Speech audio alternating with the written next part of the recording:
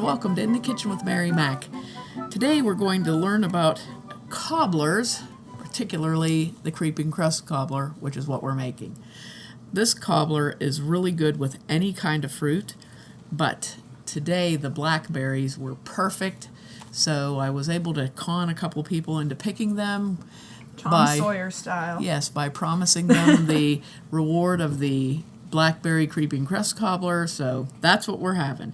It's towards the end of July in western Pennsylvania, and blackberries are ripening up like crazy. They're a little small this year because we've had a pretty dry June and July, but they're very, very sweet. And it's so funny because the foliage kinds of the foliage. It's foliage. As everyone, flora. I'm sure as you know by now, my pronunciation sucks. So the leaves start to dry up and die. I'll stick to my words. Leaves. Thanks a lot. I'm going to hit you. The leaves, plurals with the V's, plurals. The leaves are starting to, it's really funny. They kind of dry up a little bit and die off, so the berries are really exposed, which probably is for the benefit of animals and birds, so they can see them easier. However, for humans, it's fantastic. So they're very visible. They're growing on the bank in my driveway, actually, which is kind of bad because it's a steep bank, so picking them is a little risky. You either have to dive into them. Okay, you have to dive into them. There's no either. You're diving into the berries. So you get those outside ones first, the safe berries, but the really nice berries, you're going into it. And they're very pinchy. They have we call them jaggers in western Pennsylvania. We call them jagger bushes or jaggers. They're just thorns. In eastern Pennsylvania, they call them pricks, which really makes me laugh. We're going to go into the pricks and pick some berries, Better watch out with all those pricks. That's what happens. Those pricks get there first, and then you don't get any berries. Yeah.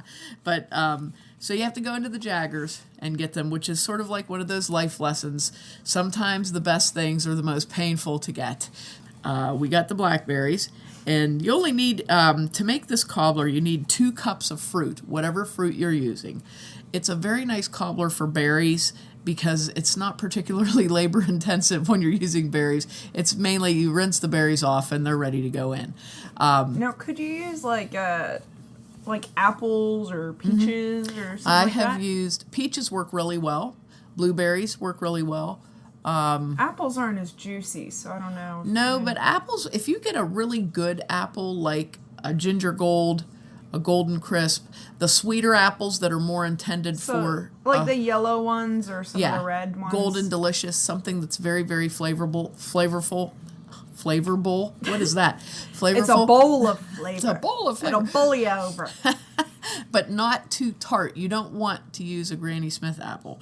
You want something that's a sweeter apple. I've used rhubarb in this. Every kind of berry, I think. I mean, you can use... This cobbler is so forgiving, I'll say. Versatile. Easy and simple. That you can use canned fruit, frozen fruit, whatever you have. And it works everything comes out really well. But fresh is the best. And the recipe, the original recipe, I got it. It's one of those, I collect recipe books, which I really enjoy doing. I like especially the little specialty recipe books, like if you go, let's say you go to Florida Gatorland, and they have the Florida Gatorland gift shop recipe book. You have to buy that. Ways to cook alligator. Right, it's usually shaped like a gator, okay? Yeah. But I like to get those kind of cookbooks. Well, somebody bought me this cookbook that's called the Berry Good Cookbook, and it's shaped like a strawberry. But it has, I think I've made everything in it. It has the best berry recipes ever. Yeah. And that's where I got this recipe at. So I use it all the time, and like I said, it's a very simple, versatile recipe, and it makes a really nice finished product. Sometimes you have to bake it a little longer than others. Like, for example, if your fruit is a little bit on the cold side, you can heat your fruit up first, but I don't always like to do that because it makes it mushy, I'd rather heat it up in the dessert and bake it 10 extra minutes. So for your creeping crust cobbler, I use 2 cups of blackberries from my driveway blackberry bushes, and I rinsed them. This is how you wash berries, and this goes for... I think we covered this in one of the other episodes. Really? One of the strawberry I think we did the episodes. strawberry ones. Basically, you use a bowl. You put the berries in a bowl, cover them with water, and swirl them with your hand, and then scoop them up and with your hand and place them into a sieve or a colander. Trifle episode. The trifle episode, right. Because you use different kinds of We berries did talk in about that. Because you don't want the berries to soak in the water and absorb the water, number 1. Number 2, you do want to rinse the berries off because, believe me, when you're picking berries, in the grocery store berries, they're usually pretty clean. But when you yourself are picking berries, you're going to have leaves, stems, things. Blood from the Jaggers getting you. Blood. Well, I don't know about the blood, but you're going to have things in there that you are not going to want to eat. By things, I mean insects. So you're going to want to rinse them and rinse them off pretty well. My berries this year, amazingly, didn't have insects on them, which is great because usually once they figure out you have berries, they're in there. My husband is I told you there could be blood. Whining about his many scratches on his arms that he got from picking these berries. But he survived, and his cobbler is on the stove cooling slightly. So. And we do have ice cream to go with it. And there is ice cream to go with it. So, look, he's very happy. He's so happy, he just walked away to the cobbler. Okay. So you're going to have 2 cups of blackberries, or whichever berries you choose. But it's, like I said, if you go to your local farmer's market, wherever you are in the world, there's a farm market somewhere nearby, and there's going to be some kind of berries there. So go down to your farmer's market. If you would get a quart of berries, that's going to be about 2 cups. Might be a little bit slightly more, but that'll allow you to eat them on your way home, and then you'll have enough berries when you get home to make the cobbler. Might want to get an extra quart for nibbling on the way home. Extra quart for nibbling. This is the nibbling quart. This is the cooking quart. So you rinse your berries. You're going to let them sit. Rinse the berries first so they can sit and drain while you're doing your other stuff. This recipe is an odd recipe, so I'm going to tell you what you do. You get a stick of butter, 1 stick of butter, which is half a cup, and put it in your baking dish, which is a 10-inch square, 10-inch round, in the vicinity of 10 inches. Like I have a square dish that I use that is about 8.5 inches square, but it tapers up. So by the time you get up about 1.5 inches or so, you're approaching 9.5 inches, whatever. So in the realm of 10 inches, thereabouts, whatever. And you're going to put the stick of butter in there, cut it up into little bits, and melt that. You can either melt it in your oven while your oven is preheating, or you can melt it in the microwave, however you choose. But you want it to be melted till it's liquid. And then you're going to set that aside while you mix up 1 cup of flour, 1 cup of sugar, and 1 teaspoon of baking powder. Just mix that up in a bowl, and to that you're going to add half a cup of milk. This is your batter. So you mix your batter up. Your butter is melting in your dish. You mix your batter up, set that aside, get your 2 cups of berries ready. Now here is your technique in the recipe. You're going to take your batter and drop it in little spoonfuls all around on top of your butter. And then on top of that, you're going to put your blackberries. Then you're going to put that into the oven, which has been preheated to 350 degrees, and you're going to bake that for about 30 minutes. Now, mine that I just made right now, I ended up baking it for 45 minutes, but what I usually do, you check that at 30 minutes and see what it looks like. If the sides are not nice and brown and crispy looking, it's not done. So you want the edges around the edge of the pan to be like, they'll look crispy. They really will look crispy. And then the top of it will be a lighter color, and the fruit will be somewhat suspended in the cobbler and somewhat showing. So sometimes if it's really heavy fruit like peaches, they'll sink down inside of it, and you'll get a lot of crust on the top, the crust is awesome because the butter kind of fries it, It's very, very good. So then when it's done, you're going to take it out of the oven and let it cool for a little while, maybe half hour, and you want to eat it warm. It's really good warm.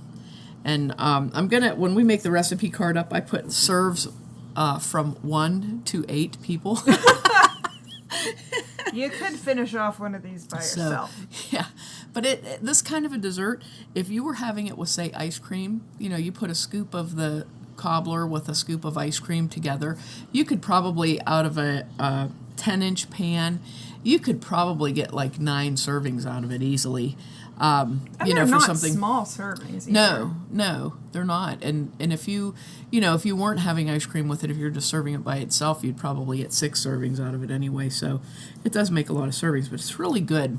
And it's kind of a unique kind of a cobbler because it's not dry.